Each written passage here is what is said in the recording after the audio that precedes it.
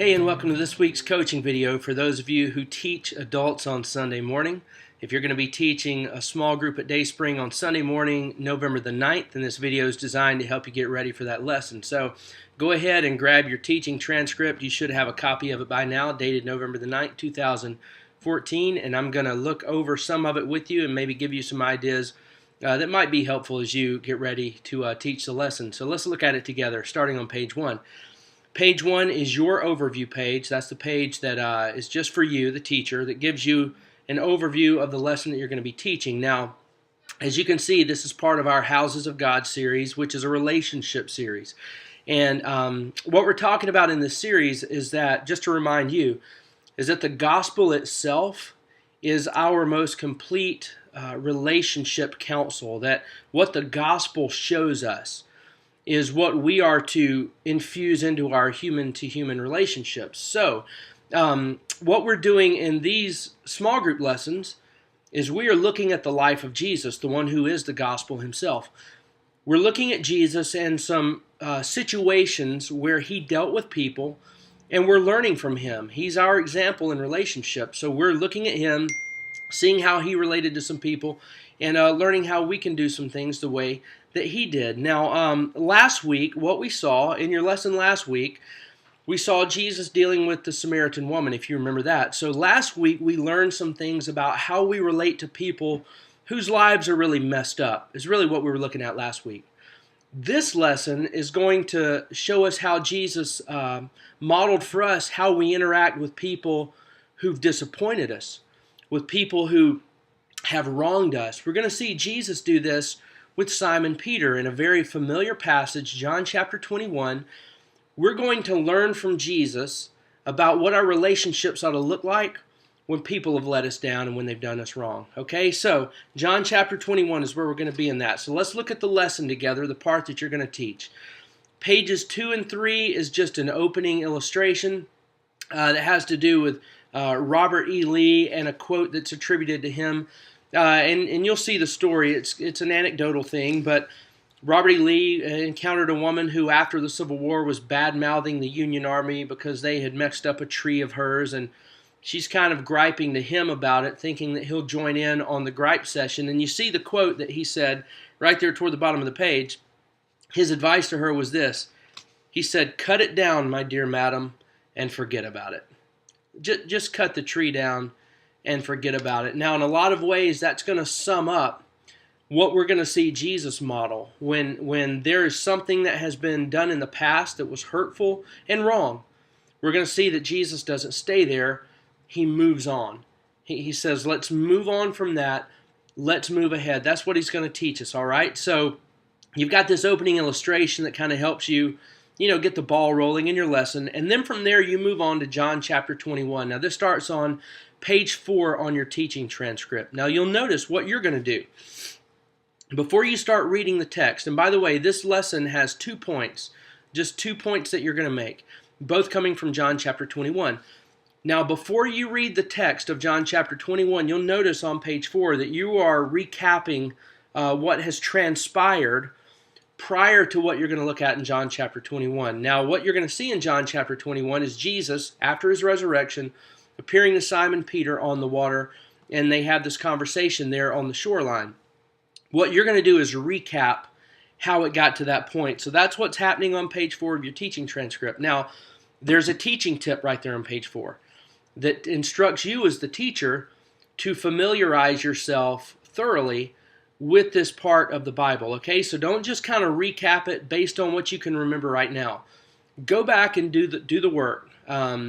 Do the memory work of reminding yourself of what actually did happen. So before this part that you teach in John chapter 21, go back to like John 18 and remember what happened as Jesus was being crucified.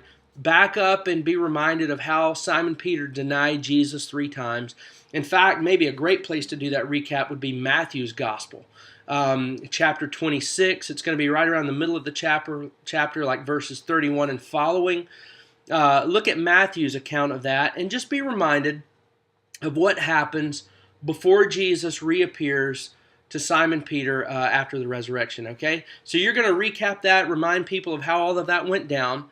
Then you're going to make the first of the 2 points. And this is still before you've even read your John chapter 21 passage. Look at what it says on your teaching transcript right before you make that first point in the paragraph right at the middle of the page. It says, here's what we're going to see today. When the gospel works itself out in a relationship, we don't stay in places of conflict and disappointment. We move on. Just like, the illustration with Robert E. Lee. Cut it down and move on. We're going to see that Jesus teaches us to do that. Now, here's the 2 points that you're going to make. Here's the first one, bottom of page 4. We must get over the details and land on the foundation of mutual love. So we're kind of still using that terminology from Robert E. Lee. We got to get on. We got to move on and get over stuff. What we have to get over some details so that we can land on something that's more important, which is our mutual love for the person with whom we have conflict. Now, here's what I would encourage you to do on this lesson. You've got 2 points. I would encourage you to process what these points are saying and maybe reword them in a way that you would say it. Now, it may be that you would say it exactly like this, but think about what these points are saying and maybe recraft that statement to really fit you. Let me tell you what this point is going to make, okay? Where it says we must get over the details and land on the foundation of mutual love. Here's what your teaching transcript's about to work you through. Back when Simon Peter denied Jesus, there were details that went with that denial. You had the detail of what Jesus was going through. You had the detail of where Simon Peter was in the process. You had the detail of how Simon Peter was following at a distance.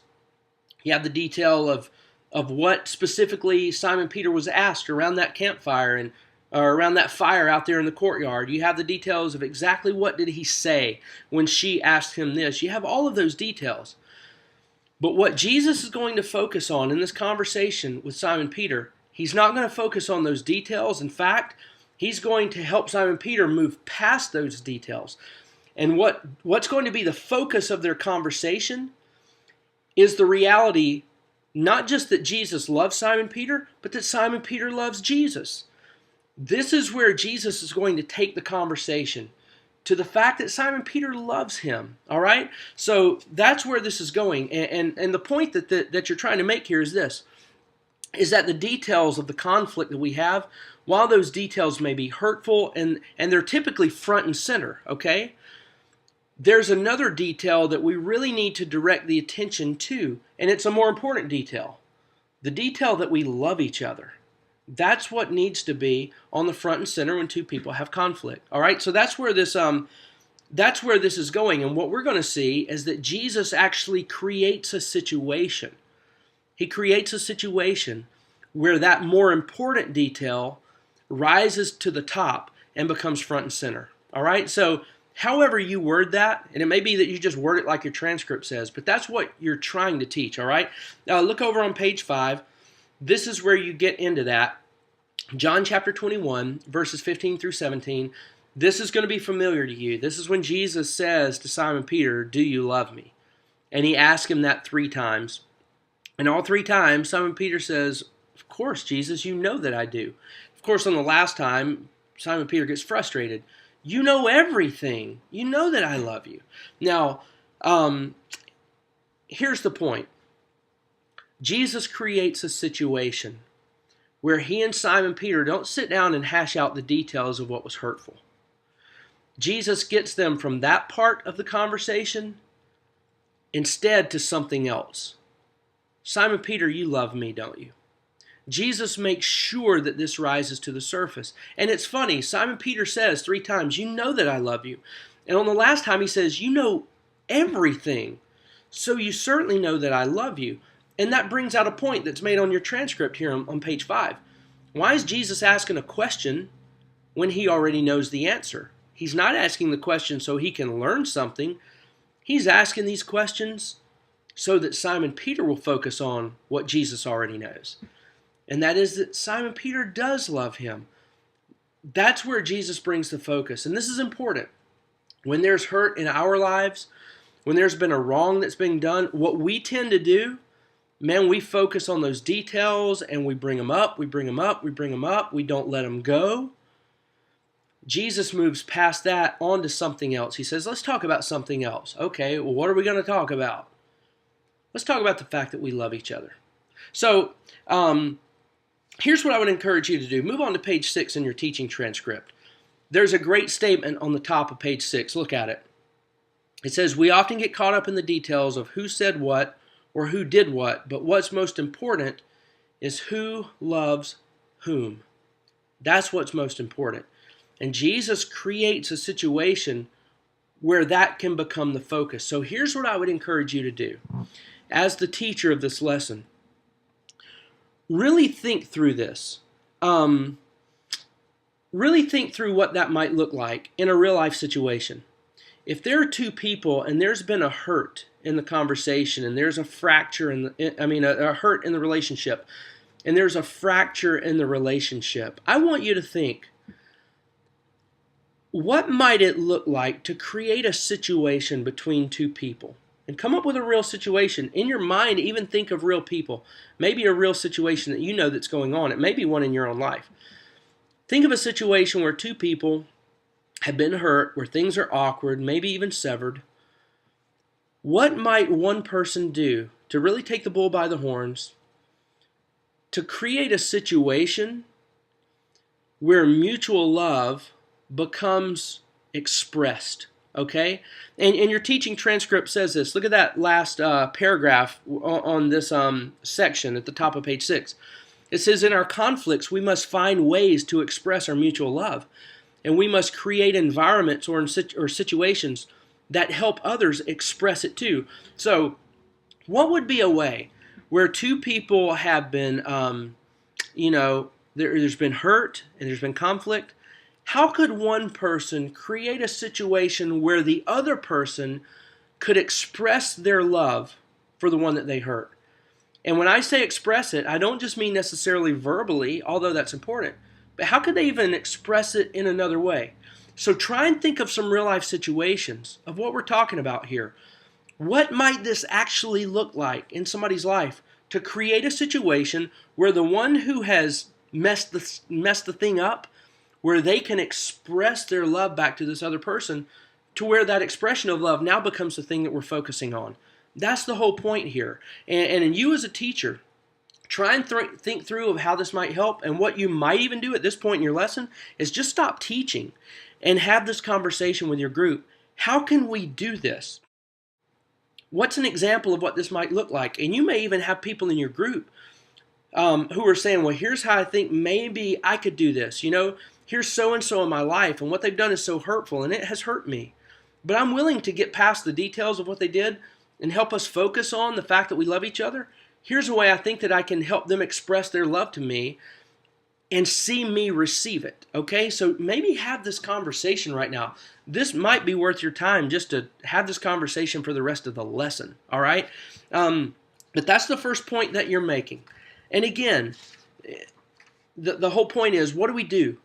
What do we do? How do we respond to people who've hurt us? Well, number one, we have to move on from the details. We've got to quit making that so front and center.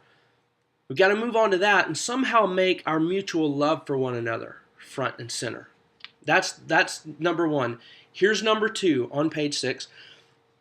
We must get over our self-interest and land in humble sacrifice. And again, reword that to fit however you would express it. But here's what this point in the lesson is going to teach. What we have to do in relationships that have been fractured, we have to take some initiative and figure out ways to serve the other person. And that takes a lot of humility. It takes a lot of humility. Well, it takes a lot of humility to serve anybody. But it takes a lot of humility to serve someone who has wronged you and who has hurt you, okay? But what Jesus is going to do in this conversation with Simon Peter, he's going to focus on this whole concept of being humbled, and not just being humbled, but humble sacrifice is where Jesus is going to point Simon Peter. You're going to read John chapter 21. You're going to move on, and this is the part where after Simon Peter has expressed his love to Jesus, Jesus is going to remind him That in the past, Simon Peter said, Jesus, I would die for you. And Jesus is now going to say, well, guess what? You're going to get to do that. Your arms are going to be stretched out. You are going to die. And Simon Peter's response to this is he looks at John and says, well, what about him? What about him? And Jesus, so listen, even in the context of being restored in relationship, and even in the context, right in the throes of restoration, we still see in Simon Peter this self-interest that rises to the surface. What about him? Why doesn't he have to do that? And Jesus' response, if you look over on page 7, you see Jesus' response is that basically Jesus says, what's it to you what happens to him? I'm talking about me and I'm talking about you. We're talking about us. And Simon Peter, you are going to lay down your life for the sake of me. That's what you're going to do. So Jesus points Simon Peter back in this fractured relationship that's happened. Jesus says, you're going to very humbly lay down your life for the cause of me, for the cause of Christ. And this is the point that you're teaching, is that what we have to do in broken relationships, we have to find a way to very humbly stoop down to a place of service. We have to find a way to come up underneath people and to help them, the very people who've hurt us, okay? And Jesus is reminding Simon Peter in this that humble sacrifice is a way to live, because that's the way that Jesus lived. So in summary, here's what you've taught in this lesson, 2 points that have to do with relationships that have gone bad. And we're seeing what the gospel shows us and what Jesus models for us. And he models a couple of things. That number one, that when a relationship has gone bad, we have to quit making the details come up. That in fact, we have to find a way to overshadow the details with mutual love. Number two, we have to find ways to very humbly serve people and to come up underneath them and to serve them. All right? Jesus says this is what the gospel looks like in a relationship where hurt has entered into it. So that's the lesson that you're going to teach. From there, you've got the application moment. Look on page 8, which instructs you to give the handout to the group, which you'll find on page 10. Let your group work through the handout. Allot them however much time they need to do that. And then from there, you move on. You get them all back. You get their attention, and you conclude the lesson. You've got a good conclusion on page 9. And what I like about this conclusion of your lesson is that it brings you to the weekly memory verse. And what I like about the weekly memory verse this week is that it emphasizes really a point of emphasis for the whole Sunday, because I'm going to be teaching about conflict and the role that we play in conflict. I like how this memory verse really helps us focus on the role that we play in not just creating the conflict, but overcoming the conflict. Look at the memory verse. It says, if it is possible, as far as it depends on you, live at peace with everyone. So it's talking about the ball that's in our court and the responsibility that we have, where I'm asking the question, in conflict, I'm not asking the question, what did they do or what should they have done? I'm asking the question, what should I do now? What is my role in restoration? What is my role in reconciliation? What's my responsibility? How do I display the gospel? And of course, this Bible verse points out all of that. As much as it depends on you, you do your part and make sure that the gospel is seen by being at peace with everyone. So that's this week's lesson. It's another lesson on relationships. Once again, we're looking directly to Jesus, seeing how he dealt with people and what he taught. And we see that this week that he teaches that relationships that have been fractured can be healed. But it takes work on our part, getting over some things, cutting it down, and letting it go. All right? Hey, thanks for listening in to this week's coaching video. I hope it helps you.